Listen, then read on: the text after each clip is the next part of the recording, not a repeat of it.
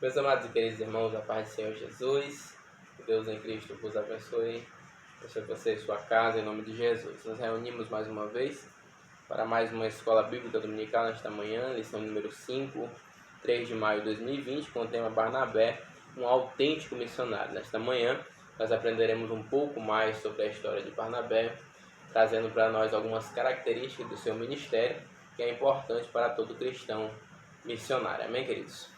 O texto escolhido para a Bíblia diz, é o de Atos capítulo 11, versículo 22, que diz: "E chegou a fama destas coisas aos ouvidos da igreja que estava em Jerusalém, e enviaram Barnabé até Antioquia." Tá bom, queridos? Para meditar, discipular e integrar foram serviços característicos de Barnabé, o autêntico missionário. Discipular e integrar, nós vamos ver isso com dois discípulos que vai ser destaque desta lição, cujo foi alvo do trabalho de Barnabé. Amém? A fundamentação bíblica está em Atos capítulo 11, versículo 19 a 26. Quero ler com você, se você puder, por gentileza, aí na sua casa. Procura aí, livro de Atos, capítulo número 11, do versículo 19 até o versículo número 26. Tá bom, querido? Diz assim: E os que foram dispersos pela perseguição que sucedeu por causa de Estevão, caminharam até a Fenícia, Chipre e Antioquia, não anunciando a ninguém a palavra, senão somente a judeus. E havia entre eles alguns varões de Chipre e de Cirene, os quais, entrando em Antioquia, falaram aos gregos, anunciando o Senhor Jesus. E a mão do Senhor era com eles, e grande número creu e se converteu ao Senhor. E chegou a fama dessas coisas aos ouvidos da igreja que estavam em Jerusalém, e enviaram Barnabé até Antioquia. O qual, quando chegou, viu graça de Deus, e se alegrou e exortou a todos a que com firmeza de coração permanecesse no Senhor. Porque era homem de bem, cheio do Espírito Santo e de fé, e muita gente se uniu ao Senhor. Partiu Barnabé para Tarso, a buscar Saulo, e achando, conduziu para Antioquia. E sucedeu que todo um ano se reuniram naquela igreja e ensinaram muita gente. Em Antioquia foram os discípulos pela primeira vez chamados de cristão. Amém, queridos? Vamos agradecer a Deus nesta manhã por esta palavra, para nós já passarmos para a lição. Um rápido resumo a respeito dessa lição maravilhosa. Depois você pode estar lendo, ou até mesmo acompanhando conosco a leitura. Tenho certeza que será muito abençoado e será muita bênção de Deus para a sua vida. Amém? Oremos ao Senhor. Pai, nós te louvamos por esta manhã, por esta oportunidade. Te agradecemos, Pai, pelo teu cuidado, pelas tuas bênçãos, Senhor.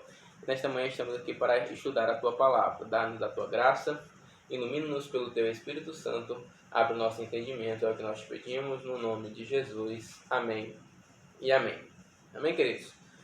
Vamos lá um pouco sobre a introdução. O pastor Antônio vai nos trazer um pouco sobre já características do nosso amigo Barnabé. Ele começa dizendo assim: Barnabé é um exemplo singular para todos nós cristãos, que muitas vezes nos preocupamos com os nossos afazeres e nos esquecemos da maior de todas as responsabilidades, a obra missionária.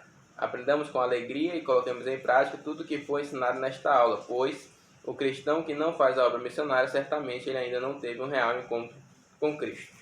A primeira parte que ele destaca, que às vezes nós nos ocupamos com os nossos afazeres e esquecemos da obra de Deus, daquilo que temos para fazer para Deus. Haja vista que a nossa vida aqui ela é passageira, nós estamos como peregrinos, diz a palavra do Senhor, como forasteiros, não é aqui a nossa morada eterna, não é? Então, enquanto estamos aqui, devemos sim ter uma vida aqui, mas devemos sempre lembrar que não pertencemos a este lugar e temos que ter foco, objetivo e entender que o nosso papel aqui é fazer a vontade de Deus, fazer a obra de Deus. E ele conclui esse primeiro momento dizendo que um homem ou uma mulher que serve a Deus e não ama missões, não tem desejo de fazer missões, não tem isso no seu coração, ele ainda não teve um real encontro com Deus.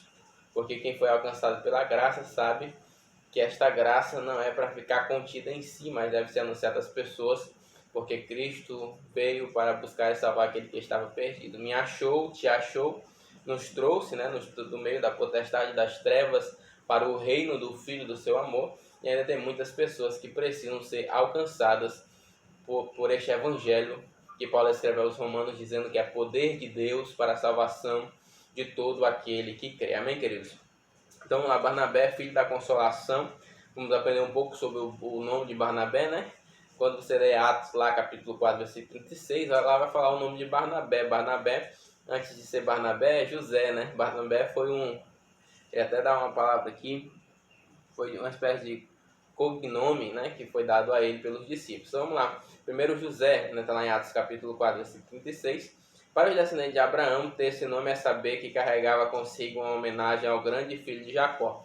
Todos nós conhecemos José, né, da sua história magnífica, do seu processo, desde os seus sonhos, né, nas herdades de Jacó até chegar no Egito, ainda como prisioneiro, e ele se tornar governador dentro de um projeto e de um direcionamento de Deus. Então, ter o nome de José era de fato uma grande honra, porque os judeus sempre, nós já falamos em aulas passadas, os judeus eles dão um grande valor ao nome, né? O nome que você possui fala muito ao seu respeito.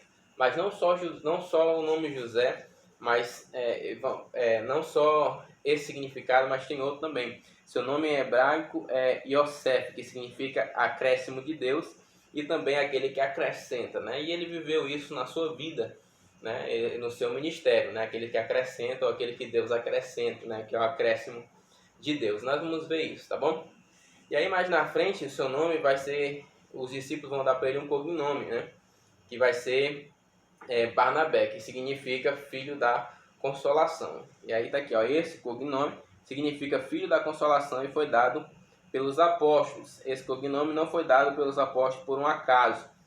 Pelo contrário, sua atuação missionária foi determinante para que ele recebesse esse apelido. Né? Então, aquilo que ele fazia fez com que ele ganhasse um nome que o representava pelo aquilo que ele estava fazendo. É interessante que o pastor colocou aqui, se os seus líderes lhe dessem um cognome pelo que você faz para a igreja de Jesus, qual seria o seu? Não é? Se o seu líder observar seu trabalho, a sua obra, e se olha, você faz isso, então esse vai ser o seu cognome, né? Pelo trabalho que você desenvolve na casa do Senhor. Será que poderiam lhe dar um bom nome?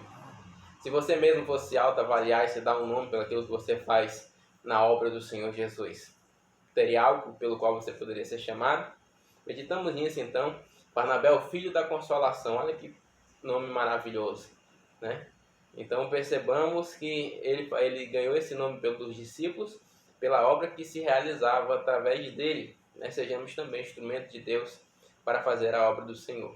Eu, em um tempo atrás, alguns anos atrás, o pastor Raimundo Ribeiro me começou a me chamar de Fábio Missões, pelo trabalho que nós estávamos fazendo em missões, né? Durante muitos anos, nós fomos chamados assim mesmo após ter deixado o cargo devido ao trabalho que estávamos a realizar. Que assim também possamos ser instrumentos de Deus para viver a vontade do Senhor e ser bênção na nossa casa, na nossa família e para os nossos amigos e para a obra do Senhor Jesus. Amém, queridos? Então vamos lá. Ele era um levita natural de Chipre, certo? Ser levita era carregar em seus ombros status de privilegiado por Deus. Já visto que toda a nação de Israel vivia em torno da adoração ao Senhor poderoso, né? A adoração ela é um objeto principal de culto dos judeus e também da igreja. Não é? Então você ser um levita, você vir da tribo de Levi, era de fato uma grande honra, né? Você poder trabalhar, ter um ofício, principalmente na antiga aliança, dentro do tabernáculo, dentro da casa do Senhor. Amém, queridos? Então ele era um levita natural de Chipre. Né? Ele possuía uma herdade. E aí, ó, uma ação voluntária que revelou onde estava o coração de Barnabé. Ele não estava pondo em primeiro lugar suas posses. Certamente, sua herdade era muito valiosa, possivelmente uma herança dos seus pais. No entanto, ele vendeu e trouxe o preço e depositou aos pés dos apóstolos. Quando você lê Atos capítulo 4 lá, você vai ver o início todo Atos, né? A partir do capítulo 2, quando há descido o Espírito Santo, você observa o crescimento da igreja primitiva e você consegue ver que as pessoas viviam sem necessidade de nada, compartilhando as coisas umas com as outras, e virou um costume daquela época as pessoas venderem suas herdades, as suas propriedades, depositar o dinheiro aos pés dos apóstolos, e eles repartiam a cada um conforme as suas necessidades, de maneira que não faltava nada a ninguém. Né? Foram pessoas que se engranjaram de corpo e alma na obra missionária. Teve sim alguns que fizeram isso de forma errada, equivocada, como Ananias e Safira, que tentaram mentir pensando eles que mentiam a homens e mentiam na verdade ao Espírito Santo de Deus, conforme registrado na palavra do Senhor. Mas Barnabé não. Barnabé, de bom grado e boa vontade, pega a sua herdade, vende, deposita aos pés dos apóstolos. Os apóstolos fazem a divisão como sempre faziam, e ele se dedica, além da sua herdade, a sua vida para a obra missionária, se tornou um grande homem de Deus. Amém, queridos? Então vamos lá. Segundo tópico, Barnabé, o discipulador. Barnabé, ele vai dar, o comentarista pastor Antônio vai trazer 2 destaques a respeito dos discípulos de Barnabé, que Barnabé discipulou. O primeiro foi Paulo, certo? E o segundo foi João Marcos, não é? Ele vai trazer isso para nós. Então, primeiro, Paulo perseguidor. Barnabé tomou uma das decisões mais dramáticas de sua vida. Ele toma Saulo consigo e o leva até aos apóstolos. Sua ação foi considerada muito arriscada, pois se Saulo estivesse apenas fingindo ser cristão, as vidas dos apóstolos estariam correndo sério risco. No entanto, Barnabé não levou em consideração estas coisas e confiadamente seguiu com a decisão de integrar seu novo discípulo no seio da Igreja de Cristo. Nós conhecemos a história de Saulo, né, que é Paulo, que em caminho de Damasco teve um encontro com o Senhor, era perseguidor e passou a ser perseguido, porque Cristo o encontrou, o cegou, o transformou e fez dele uma nova pessoa. Porém, quando Cristo faz isso na sua vida, há uma desconfiança das partes dos judeus, porque por muitas vezes ele matou judeus, matou cristãos, matou aqueles que declaravam Cristo como Senhor, e agora se declarava ele mesmo cristão. Então isso provocou um grande medo, né, nos judeus convertidos e também nos cristãos, de maneira que ele pudesse estar fingindo, assim, armando algum tipo de armadilha. Não é mais Barnabé vai o pegar pela mão, vai o levar até os judeus, vai o apresentar. Barnabé vai assumir o risco, né, de ele estar ou não transformado, a fim de integrar esse novo cristão ao seio da igreja. Às vezes, nossas congregações, algum marginal, né, algum assassino, algum homem que comete perversidades, aceita Jesus, um ex-presidiário, por exemplo, ou até alguém que ainda está cumprindo pena em um outro tipo de regime, e aí vem até nós, aceita Jesus como Salvador, ou um alcoólatra, e aí às vezes há um receio da igreja em receber esse novo membro, né, pensando que talvez ele não esteja transformado, não esteja mudado, ou alguma coisa do tipo. Mas cabe ao missionário discipulador pegar na mão deste crente, o ajudar a seguir avante e o integrar no seio da igreja, para que possa ele assim se fortalecer e não se desviar dos caminhos do Senhor. Amém, queridos? Glória a Deus. Vamos lá. Saulo, o discípulo, né? No primeiro momento ele era o perseguidor, foi apresentado, né, aos judeus, ele começou a fazer um trabalho, e agora a segunda parte, Saulo já é um discípulo. Devido à perseguição desencadeada pelos cristãos por causa da morte de Estevão, né, os discípulos se espalharam. Nós lemos isso no início, né? Como que Saulo se torna discípulo? Vou ler aqui para você. Paulo se tornou o maior escritor do Novo Testamento. Ao todo foram 13 livros, mesmo que Barnabé não tenha escrito nenhum, mas seu trabalho de integração e discipulado fizeram de Paulo um homem necessário para a história do cristianismo. Depois que Estevão morre, há uma grande perseguição à igreja, então eles se espalham pelas regiões, pelas cidades, pregando o evangelho, até que chegaram em Antioquia, e ali eles se juntaram a um certo grupo de irmãos, começaram a pregar a palavra do Senhor, inclusive ali foi onde eles foram pela primeira vez chamados de cristãos. E agora Barnabé é enviado até aquela região para saber como se sucedia isso, né, já que a história chegou até Jerusalém. Barnabé, ao chegar lá, vê que realmente lá está a fundação de uma igreja, e ali ele fala com os irmãos, pede que os irmãos permaneçam firmes na graça que alcançaram, vai até Paulo, traz Paulo e fica com Paulo ali durante 1 ano naquele lugar, pregando a palavra do Senhor. Aquele que outrora era um discípulo, agora passa a ser também um discipulador para a glória de Deus. Porque no início Barnabé investiu, creu nele, né, e mais uma vez cria nele para agora estar também discipulando. Bendito seja o santo nome do Senhor. Vale a pena nós acreditarmos nas pessoas, nós investirmos nos ministérios das pessoas, acreditar nelas, que Cristo pagou um preço pela vida delas, que elas podem ser potenciais na mão de Deus. Amém, queridos? Vamos lá. O próximo é João Marcos, né, o discípulo fracassado. A Bíblia diz assim: Barnabé e Saulo cumpriu a sua missão, voltaram de Jerusalém, trazendo consigo João Marcos, também chamado de Marcos. Esse João, também chamado de Marcos. Paulo e Barnabé, eles empregam a sua primeira viagem missionária. Nessa viagem, eles levam consigo João Marcos. Só que por algum momento, por algum motivo, no meio do caminho, João Marcos decide retornar, né? Retornar para poder desistir da viagem. E aí, quando vão se fazer uma segunda viagem, missionária, Barnabé quer chamar Marcos, mas Paulo diz que não acha coerente chamar Marcos, haja vista que ele abandonou o trabalho na sua primeira viagem, né? De maneira que houve uma contenda uma grande contenda entre Paulo e Barnabé, que fizeram que eles se dividissem. Mas isso não foi o fim de uma dupla, na verdade foi a criação de dois novos, porque Paulo agora vai tomar Silas para a obra missionária e Barnabé vai tomar João Marcos, e ambos vão fazer a obra missionária, tá bom? Então, assim, João Marcos abandonou, mas Timóteo não. Barnabé não o abandonou. E aí o comentarista põe algo interessante aqui. Quantos de nós também já deixamos muitas vezes aqueles que precisavam da nossa ajuda? Quantos de nós já decepcionamos aqueles que investem em nossas vidas, não é?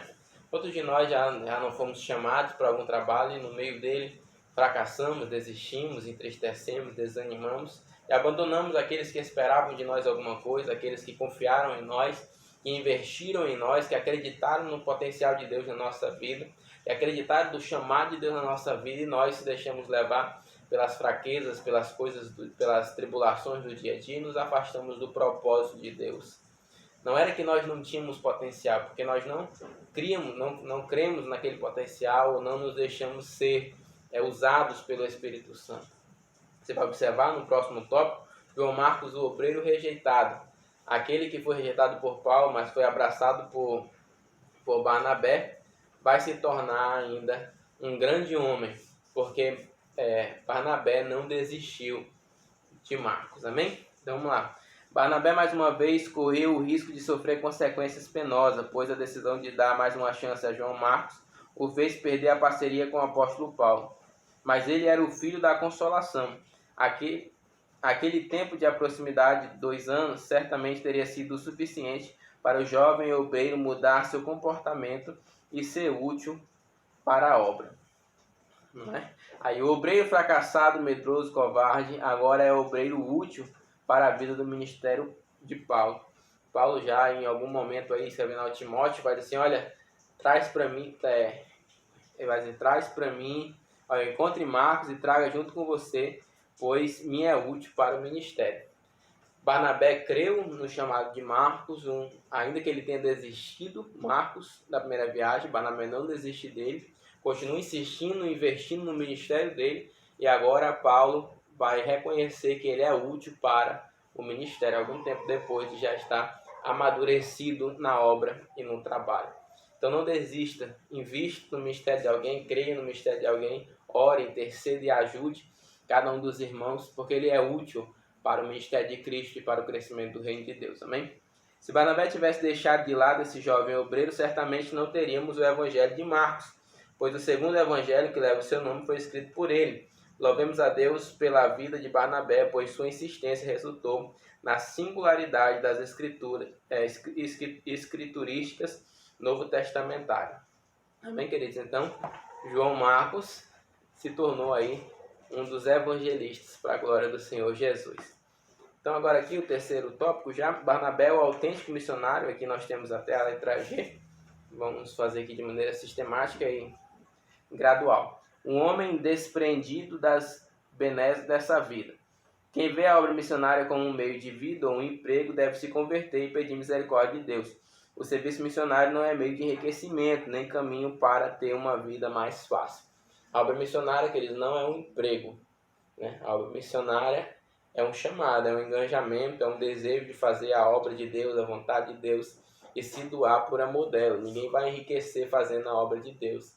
Ninguém vai ficar não pode ser visto como um emprego, um trabalho. Não, a obra de Deus deve ser vista como uma responsabilidade, um desejo. De fato, queridos, a obra missionária deve ser feita para aqueles que são chamados para tal. Embora todo cristão deva ter esse chamado, nós observamos que nem todos têm esse ardente desejo em seu coração. Mas aqueles que têm o fazem com amor, não por torpe ganância, e aqueles que fazem com amor fazem um excelente trabalho. A obra de Deus cresce e o nome do Senhor é glorificado. Amém, queridos? Então, não é uma profissão. Missões não é profissão. Missões é chamada de Deus. Tá bom? Um homem que arriscou a própria vida para se aproximar de Saulo. Quando amamos missões, nos tornamos ousados na pregação do Evangelho. Muitas são as tribulações, o choro, as angústias da alma, a saudade dos filhos, esposo ou esposo. Mas nada nos faz recuar, nada nos faz voltar atrás. Não somos mais fortes que os demais cristãos. No entanto, o amor que invade o nosso ser nos faz obedecer ao ídolo do nosso Senhor. Não é? Então, aquele que aceita o chamado, ele vai arriscar a sua própria vida, ele vai ser ousado, ele vai precisar ter coragem, precisar abandonar a sua família, se deixar a sua família, vai precisar atravessar a outra margem, como foi falado em aulas anteriores. Ele vai ter um grande desafio para o trabalho missionário, não é? A saudade vai bater, o desespero talvez em algum momento também apareça, a saudade, mas ele deve permanecer fiel no chamado ao qual Cristo o deu, porque o Cristo que o chamou pode o guardar, pode o manter firme nas promessas que o fez. Amém, querido? Um homem obediente, né? Nós sabemos que a obediência é a base de um cristão genuíno. Deus não tem compromisso com desobedientes. Muitos desejam fazer a obra, mas não querem se submeter à liderança de sua igreja. Outros sonham em ir para as nações, mas esquecem de irem aos seus bairros. Sem obediência não há ministério bem sucedido, nem aprovação de Deus. Claro que não. Sem obediência é impossível um cristão permanecer fiel na presença de Deus. Você tem que estar ligado a uma igreja local, você tem que estar ligado ao ministério, tem que ter uma autoridade espiritual sobre a sua vida, você tem que congregar, você antes de ser um missionário, você tem que ser um cristão. Antes de você pregar a palavra do Senhor, você precisa aprender, você precisa que haja sobre a sua vida uma autoridade espiritual, você precisa ser doutrinado, você precisa ser ensinado, você precisa aprender a palavra do Senhor. Deus precisa trabalhar em você, algumas mazelas da sua vida tem que ser tirada, você precisa ser aperfeiçoado, e aí só então você vai estar começando a estar apto para o trabalho missionário. Amém? E sem obediência esse trabalho não funciona. Não basta haver o desejo, tem que haver o chamado, né? E esse chamado ele se exterioriza, a liderança que está sobre a sua vida vai ver isso em você, e através disso Deus vai confirmando o seu chamado até o ponto de você ir para onde Deus queira lhe levar. Amém, queridos? Então vamos lá. Um homem bom, né? Bondade fala de cuidado, respeito, responsabilidade. Quem deseja fazer a obra deve aprender a ser bom, né? Respeitoso e ter responsabilidade. Muitos querem se tornar missionários, mas se sentem maior do que os demais membros e congregados. Essa pessoa age como se fosse donos da obra e não trabalhadores, não é? Então, o líder, o obreiro, o missionário ele deve ter na sua mente e entender que quanto mais alto ele está, mais responsável ele é por servir e não por mandar. Né? Um líder ele é um servo, aquele que entende bem o chamado de Cristo entende que ele está ali como um serviçal, com uma bandeja para servir a igreja, para servir os irmãos, e não o contrário, para os irmãos o servirem nas suas vaidades, nos seus desejos, de maneira nenhuma. O verdadeiro líder ele é o serviçal. Todo cristão deve se lembrar disso, tá bom, queridos? Um homem cheio do Espírito Santo. Barnabé era um homem cheio do Espírito Santo. Sua vida e seus projetos eram guiados pelo Santo Espírito. Todas as atividades desse missionário revelam que o Senhor Jesus direcionava seus passos todos os dias. Sem o Espírito nós não fazemos nada. É Ele quem convence o homem do pecado, da justiça e do juízo. É o Espírito que separa para a obra missionária, é o Espírito que capacita o homem para a pregação do Evangelho de Cristo, e é o Espírito que convence o outro homem que está do outro lado a ouvir a boa mensagem, a se converter ao Senhor Jesus. Amém, queridos? Então, sem o Espírito não existe trabalho missionário. A vocação dada por Deus, o ministério entregue por Cristo só tem sentido se houver o Espírito na sua vida, para que você possa, com revestimento de poder, pregar a palavra do Senhor. Um homem cheio de fé. Esta qualidade faz um autêntico missionário. Sua fé era inabalável quando sua voz corria perigo. Quando sua vida corria perigo, sua fé entrava em ação. Quando alguém era deixado de lado, sua fé movia a acreditar que aquela pessoa seria revigorada. A obra missionária exige fé de toda a igreja. Quem é enviado precisa ter fé. Quem intercede precisa ter fé. E quem contribui também precisa ter fé. E a fé é o combustível que movimenta os pés da igreja, não é? Então, tanto quem contribui, como quem ora, como quem vai, precisa ter fé. Fé no chamado, fé em Cristo, fé no Espírito Santo, fé que Deus vai fazer algo através da sua vida. A fé faz parte do trabalho missionário. Por fim, o obreiro sempre dá uma segunda chance. Quando Paulo não deu outra chance para Marcos, pacientemente nosso autêntico missionário estendeu a mão e ajudou o jovem que outrora havia fracassado. O verdadeiro missionário discipulador é aquele que não desiste das almas.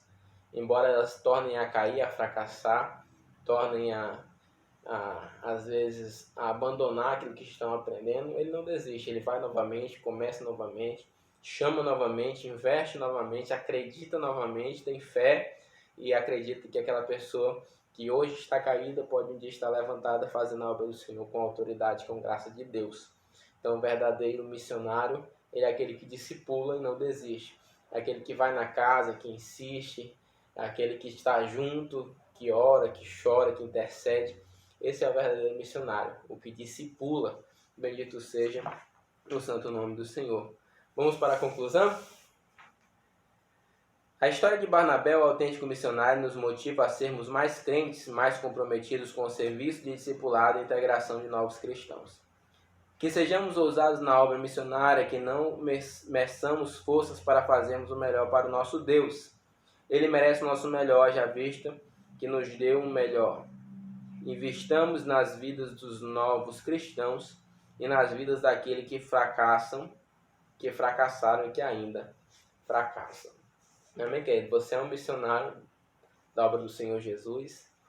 E aqui eu vou tratar como missionário nesse momento, não só aquele que está no campo fazendo a obra do Senhor, mas você que está liderando um departamento de jovens, de novos convertidos, você que lidera um conjunto de pessoas, de uma regência, um grupo de coreografia, um grupo de teatro, né, de jogral, você que está na frente de um grupo de pessoas, você tem uma responsabilidade diante de Deus, né, diante da igreja, que é de conduzi-los, de cuidar, de tratar, de aperfeiçoá-los pelo Espírito Santo e pela pregação da palavra, a fim de que eles sejam cristãos verdadeiros e genuínos, pregadores também da palavra. Cabe ao bom líder, ao bom missionário, pregar o evangelho às pessoas que vão sendo salvas, discipulá-las para que permaneçam firmes e após esse processo fazer deles novos missionários, novos líderes, né? Então, é pregar a palavra para o arrependimento, após a salvação, pregar para a edificação, após a edificação é preparar para a missão, para o ID, para a pregação do evangelho. Isso cabe a todos os cristãos, amém, queridos? Deus abençoe a sua vida, que possamos aprender com Barnabé, que é o missionário que não desiste, missionário que integra, missionário que discipula, missionário que dá uma nova chance, missionário que tem fé, missionário que é obediente, um missionário que é bondoso, que cumpre os desejos, os desígnios de Cristo e os anseios da igreja. Amém? Deus abençoe a tua vida, a tua casa. Vamos orar, agradecer ao Senhor. Amado Senhor Jesus, nós te louvamos, Pai, por esta oportunidade, pela Tua palavra que foi nesta manhã estudada. Traz, Pai, aos nossos corações, neste momento de aflição, Pai, desta pandemia. Abençoa a vida de cada um, Pai, dá saúde a cada um, Deus restaura a sorte de cada um. E que nesta manhã, Pai, esta palavra venha arder no coração de cada crente, Senhor Deus, que sejamos missionários, Pai, ardentes por fazer a Tua obra, que a Tua chama queime em nosso coração, Senhor, para que possamos contribuir com alegria, para que possamos interceder por missões e para que possamos, papai querido, também ir, Senhor Deus, porque conformosos são os pés daqueles que anunciam o teu evangelho. Pai querido, que a tua igreja em Boa Vista, em Roraima, seja uma igreja de pés formosos, como tem sido, Pai, pregando a tua palavra em tempo e fora de tempo, Senhor Deus. Mesmo em meio à crise, Senhor Deus, eles estão lá fazendo a tua obra, Pai, porque a tua obra não pode parar. Abençoe cada cristão que nesta manhã ouviu a tua palavra, Pai, que vai assistir esse vídeo, que a tua paz esteja na sua casa, na sua família, na sua vida, em nome do Senhor Jesus. Amém e amém. Querido, muito obrigado pela sua companhia. Que Deus abençoe a sua vida e a sua casa no nome do Senhor Jesus. Fiquem na paz do Senhor Jesus.